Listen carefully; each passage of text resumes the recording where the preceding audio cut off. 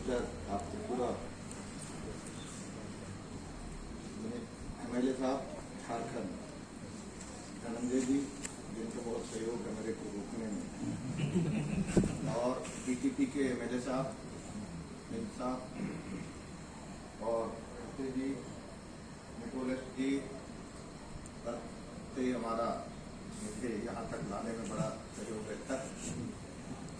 और हमारे साथ आए हैं, हम लोग पॉलिटिकल हैं पर हमारे साथ हमारे यहाँ का रजिस्ट्रार होशियार सिंह है और एग्रीकल्चर में क्लास 1 अफसर जो पोस्टेड है जबलपुर में, और हमारे सभी लोग जो हमारे इस मूवमेंट को कामयाब बनाने के लिए टाइम दिए हुए।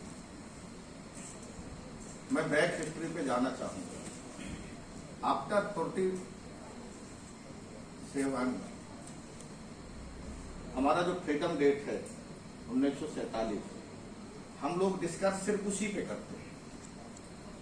After 1947, not before 47। 31 दिसंबर सन 1600 में ईस्ट इंडिया कंपनी की गठन, तब यहां मुगल थे और हम लोग मुगलों से फाइट किए हुए हैं। हम लोग मुगल अकबर को हम लोग हराए हुए लोग हैं। हमारा रानी दुर्गावती का हमारा किला था, सेंटर ऑफ इंडिया का ट्राइबल हमारा लीडरशिप था। मुगल को अकबर को हमने परास्त किया था, हम हारे नहीं थे। और उसके बाद अकबर का बेटा हुमायूं, बाबर का बेटा हुमायूं, हुमायूं का बेटा अकबर, अकबर के बेटा शाहजहां, शाहजहां का बेटा औरंगजेब। औरंगजेब की डेथ होती है 1707 में। तब अंग्रेज सक्रिय हो गए, तब उनको घूम घूम के बिजनेस करते थे तो कहा जाता था फिरंगी। आजादी की लड़ाई में कहा भी गया कि हमने फिरंगियों को भगाया है। 1707, 107 साल बाद वो सक्रिय हुए। 1857 फर्स्ट लड़ाई फ्रीडम की। 150 साल बाद लड़ाई प्रारंभ होती है। वैसे रिकॉर्ड है, बाबर तिलका मांझी ने 1837 में ही जमींदारी प्रथा का विरोध किया है और मेरे पूर्वजों ने 1832 में ही जमींदारी प्रथा का विरोध किया था। हमारा अपना एक स्टेट था, हमारा अपना सिंबल था जिसको हम लीड करते थे और फ्रीडम की डिमांड करते थे। काका जी आपके यहां से गया था ठक्कर बिलखन दास, उसको 52 एकड़ जमीन मेरे ग्रैंडफादर ने डोनेट किया था एजुकेशन के लिए, लोटन सिंह मरकाम में, ठक्कर बाबा को। और हमारी उस समय लड़ाई भी, एल्विन जो ट्राइबल पे लिखा है, एल्विन की पिटाई हमारे दादाजी ने किया था। वो इसलिए था कि कोसीबाई नामक लेडी से वो मैरिज करना चाहता था और दादाजी भी चाहते थे, तो उसने अटैक किया और उसमें हमारा एक रिवर है चीनी नदी, उससे बोला गया कि आप इसको क्रॉस नहीं करोगे। तो वहीं पाटनगढ़ में एल्विन अपना मकान बना के रहा, वहां भी एक मैरिज। और तो उस समय से जो हिस्ट्री है 1857 के बाद, मिनिस्टर साहब हम लोग लड़ते गए। 1885 में कांग्रेस की स्थापना होता है। 1912 से प्रारंभ हो 14 में विश्व युद्ध पहला होता है, 1918-19 तक। और इसके बाद पूरी दुनिया में एक जो व्यवस्था चलता था वो चलता था राजतंत्र का। पावर सेंट्रलाइज होता था, राजा होते थे, उसके अंदर सेंट्रलाइज पावर होता, उनके अंदर सोसाइटी होता था, उनके अंदर सिस्टम होता था। उनको अलग करके दुनिया में ये आया कि लोकतंत्र के माध्यम से पावर सेंटर की सिलेक्शन हो। ये है लोकतंत्र की कॉन्सेप्ट। और उस पर दुनिया में लोकतंत्र आने लगा कि अब हिंदुस्तान को, भारत को आजाद करना पड़ेगा। बहुत ब्रिलियंट थे अंग्रेज, उनको पता था कि भारत को आजाद करेंगे पावर पे, पर इकोनॉमी गुलाम बना के रखेंगे हमेशा। इस नीति पे उन्होंने काम किया। और उन्होंने दो कम्युनिटी को चॉइस किया इंडिया पे, एक कम्युनिटी हिंदू और दूसरा कम्युनिटी मुस्लिम। मुस्लिम के लिए मुस्लिम लीग बनाया और हिंदुओं के लिए आरएसएस बनाया। आरएसएस बनाकर के उसको पूरी तरह से साइलेंट में रखा, साइलेंट मूड में। मुस्लिम लीग को फ्रंट में लाया। 34% विश्व युद्ध होता है, 44 तक चलता है। उसी बीच में ब्रिलियंट लीडर था नेता सुभाष चंद्र बोस ने आजाद हिंद फौज का गठन किया था, अंग्रेजों को खदेड़ने का उन्होंने नीति बनाया था, उसको समझ गए। और इसलिए आज भी नेता सुभाष चंद्र बोस की डेथ क्लियर नहीं हो पा रही। हमारी क्वेश्चन कि नेता सुभाष चंद्र बोस जिस फ्लाइट में जहां से गए उस समय का एक रिकॉर्ड है, तो इनका रिकॉर्ड क्यों नहीं? कहां गए, कहां दिक्कत हुआ, इसको हमको तो पता होना चाहिए। पर 1857 के बाद लड़ाई चलती है, 1947 को हम आजाद होते हैं। जिस लाहौर में भगत सिंह हंसते हुए आजादी के लिए फांसी पे लटक गया,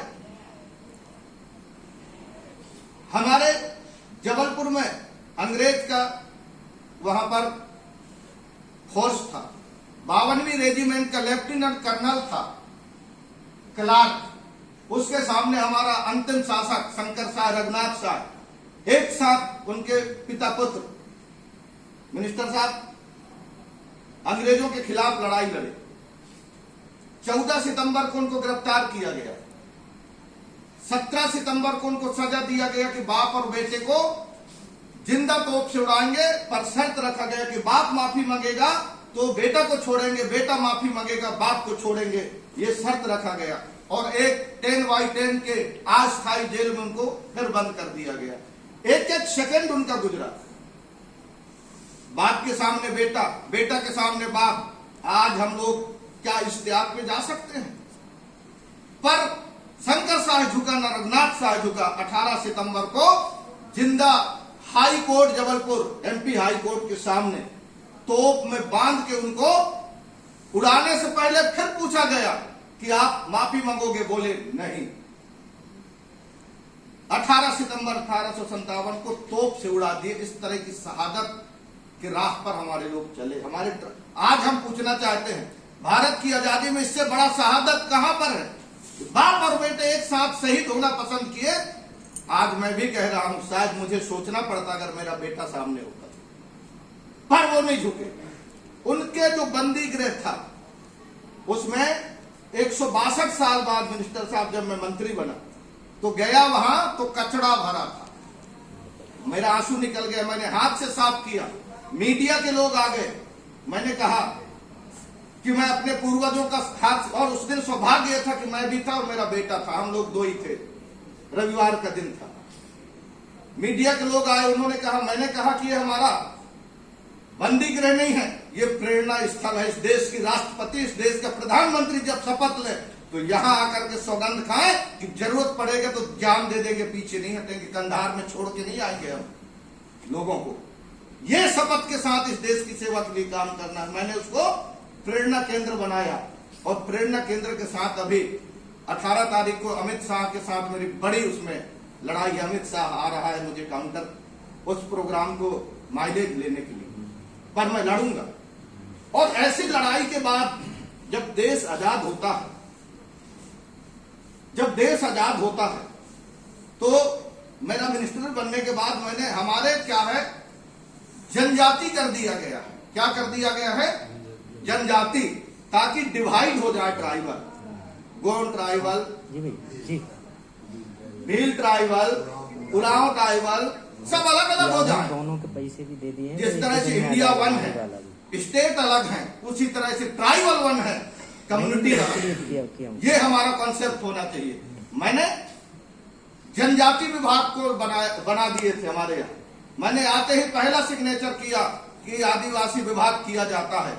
उन्होंने लाया संविधान, बोले इसमें आदिवासी कहीं नहीं लिखा।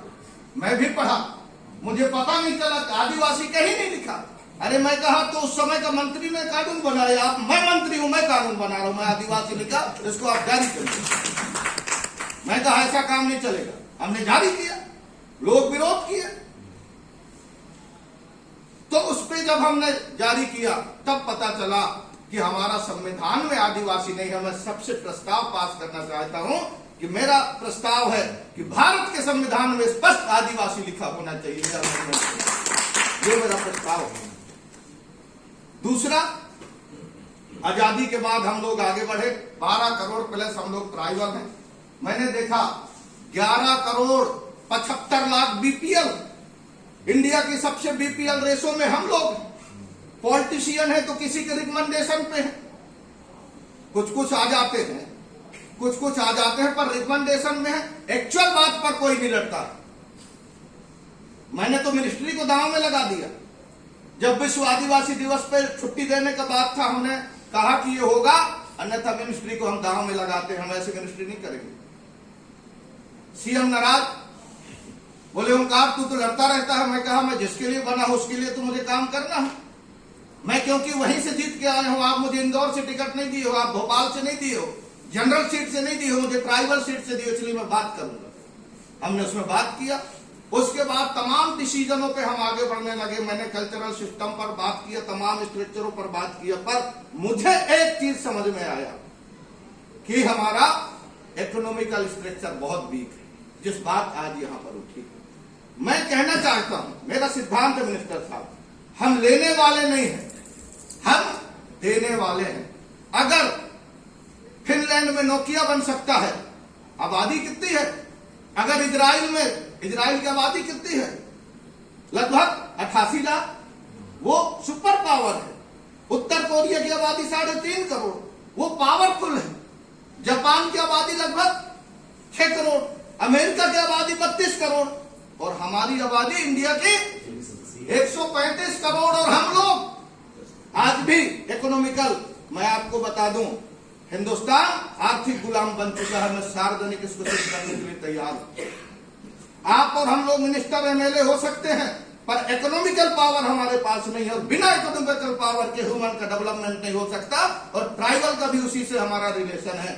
फर्स्ट प्रायोरिटी पे हमको इकोनॉमिकल डेवलपमेंट के प्लान पे चलना पड़ेगा। अगर हम मेहनत करते हैं तो अगर वो 87-88 लाख लोग कर सकते हैं तो हम अपनी बेस क्यों मजबूत? इसके लिए हमको एजुकेशन प्लान करना पड़ेगा। Education is must, education plan करना पड़ेगा। मंत्री जी अभी पूछ रहे थे, मैं इसमें बहुत सफलता के साथ उपलब्धि प्राप्त किया था, थोड़ा मिला बहुत मिला।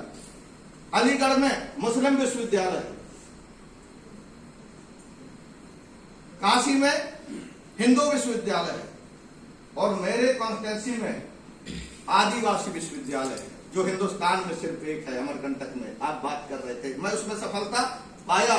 उस समय मैं अर्जुन सिंह के टाइम में, उस समय मैंने जो ड्राफ्ट दिया राहुल गांधी को, अर्जुन सिंह भी नहीं काट पाए। अर्जुन सिंह चुरहट ले जाना चाहते थे, मैं उसको अमरकंटक करा दिया, क्योंकि मेरा नियरेस्ट। और इसके साथ एजुकेशन को हमको टॉप करना पड़ेगा। साथ में हमारे जो ट्राइबल, मैं आप लोगों को बताना चाहता हूं कि हमारा ट्राइबल चाहे मिनिस्टर बन जाए, हमारे आज का ये इतना बड़ा प्रोग्राम है, नेशनल न्यूज पे कहीं कवरेज नहीं आएगा। मीडिया कारपोरेट के इशारे पे काम कर रहा है। मीडिया को सिर्फ सपोर्ट चाहिए इकोनॉमिकल, तब वो आपको रीच करेगा। हमारे सामने challenging he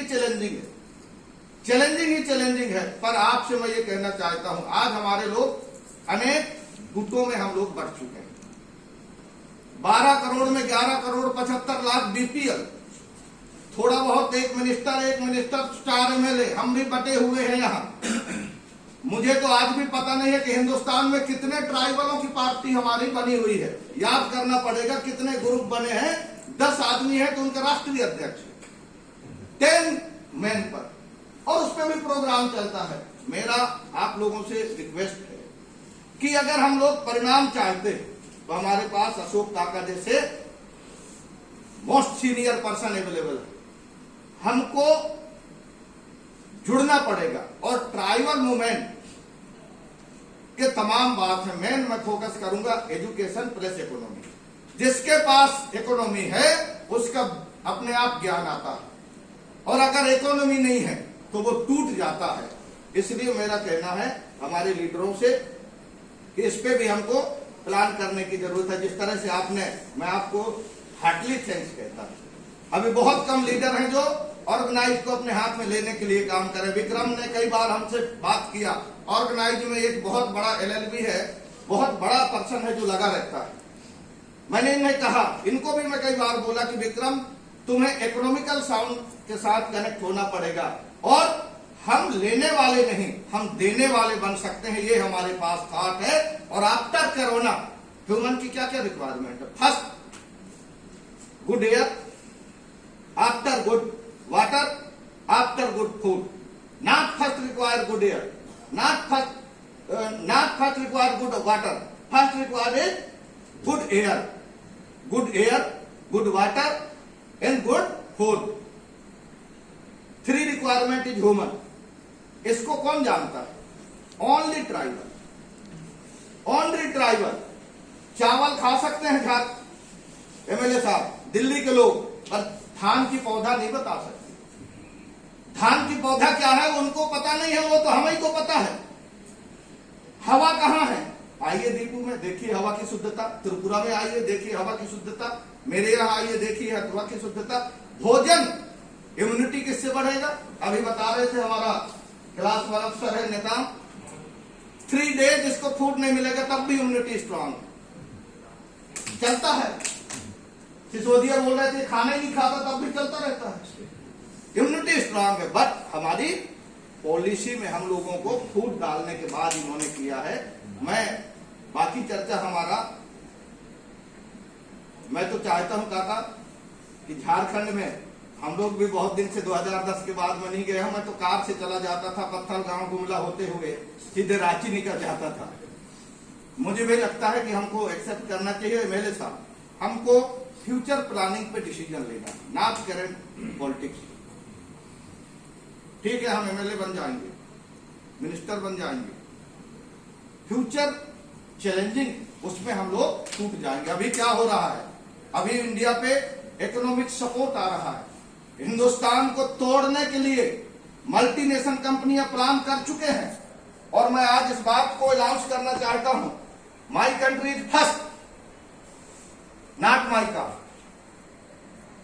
my country is first. India हमारा है और इसकी अखंडता हमको रखना है। हमने कहा है, गवर्नमेंट ऑफ इंडिया को मैंने लेटर लिखा है कि ट्राइबल रेजिमेंट भी होना चाहिए एयरफोर्स में, वाटर फोर्स में, ग्राउंड फोर्स में। ट्राइबल रेजिमेंट भी होना चाहिए। जिस तरह से राजपूत रेजिमेंट है, जिस तरह सन रेजिमेंट है, वैसे हमारी ट्राइबल रेजिमेंट भी होना चाहिए। कंट्री हमारा है। 6 करोड़ वर्ष पहले गोंडवाना लैंड है, लोरोसिया। वर्ल्ड का यही मैप है ना, ज्योग्राफी के हैं तो वर्ल्ड का यही मैप है। तो ये हमारा है, इसके लिए भी हमको काम करना है। और इसमें आप सब लोगों को मैं रिक्वेस्ट करता हूं। और आप सब लोगों के बीच में एक रिक्वेस्ट है काका, ट्राइबल यूनिवर्सिटी हमारा है इंडिया का, और मेरे कॉन्स्टिट्यूंसी में है अमरकंटक में। मैं चाहता हूं वहां से पूरे देश के ट्राइबल स्टूडेंट कनेक्ट आते हैं, हम लोग कोशिश करते हैं। इस पे हम लोगों को बृहद प्लान करना चाहिए और छोटे छोटे चीजों में बंटने की बजाय हमको ताकत बनने की आवश्यकता है। पर ये चैलेंजिंग है, कोई कहीं चला जाएगा। हमें अपनों ने लूटा, गैरों में कहा दम था, हमारी किश्ती वहीं डूबी जहां पानी कम था। हमारे लिए हमारे लोग ही समस्या है। तो इसके लिए भी हमको समझाना है, उनको बात करना है। और ये जिम्मेदारी सोशल इंजीनियरिंग वालों की होनी चाहिए। पॉलिटिकल लोग बात करेंगे तो आ गए नेता, अपनी जुगाड़ है चुनाव जीतने के लिए, इनको विधायक बनना है तो यही बात करेंगे। तो हमारे लिए ये चैलेंजिंग है। इसलिए सोशल इंजीनियरिंग को इसमें बहुत ढंग से आप लोगों को काम करने की आवश्यकता है। इस पे मैं प्लान कर रहा हूं और आप सब लोगों को मैं बताना चाहता हूं कि इस पे प्लान करना चाहिए। अभी ट्राइबल डे पे झारखंड ने तो छुट्टी दिया, आपके यहाँ छुट्टी था ट्राइबल डे पे 9 अगस्त। ट्राइबल डे पे ऑल इंडिया पे छुट्टी होना चाहिए। मैंने डिक्लेयर किया, ये गवर्नमेंट चेंज कर दिया। मैं भूख हड़ताल पे बैठ गया, विधानसभा नहीं गया। मैंने कहा मैं नहीं जाऊंगा विधानसभा। दरवाजे में मैं पूरा कल्चर के साथ अवेलेबल था कि देखिए ट्राइबल का सिस्टम है। मेरा कहना है कि कि हिंदुस्तान के सभी ट्राइबल एमएलए को आप लोग काका फरमान जारी करिए, अगर वो आदिवासी के लिए नहीं लड़ते तो जहां जनरल सीटों से लड़े, आदिवासी सीट पर उनको लड़ने का हक नहीं होना चाहिए। अगर वो आदिवासी के लिए काम नहीं करते आप फरमान जारी करें। और हमारा लीडर आप हैं, आप घबराए मत। गांधी जी को जिस तरह से देश ने रिस्पेक्ट किया है, पूरा ट्राइबल आपको भी रिस्पेक्ट करेगा। हम आपके साथ काम करने के लिए तैयार हैं। हम एक शब्दों के साथ हम अपने शब्द को विराम देंगे। चुनौतियां तो बहुत हैं, आप लोग सब महसूस करते हैं, चुनौतियां तो बहुत हैं, पर हौसला भी बुलंद है। देखते हैं क्या परिणाम होगा, पर इस बात की झंडा को रखेंगे कि ये देश हमारा है, ट्राइबल हमारा है, पर चैलेंजिंग बहुत है, पर लड़ेंगे, जीतेंगे, अपना मिशन को पूरा करेंगे। ये मैं कहना चाहता हूं। आप सबको बहुत बहुत धन्यवाद। बहुत बहुत धन्यवाद दादा।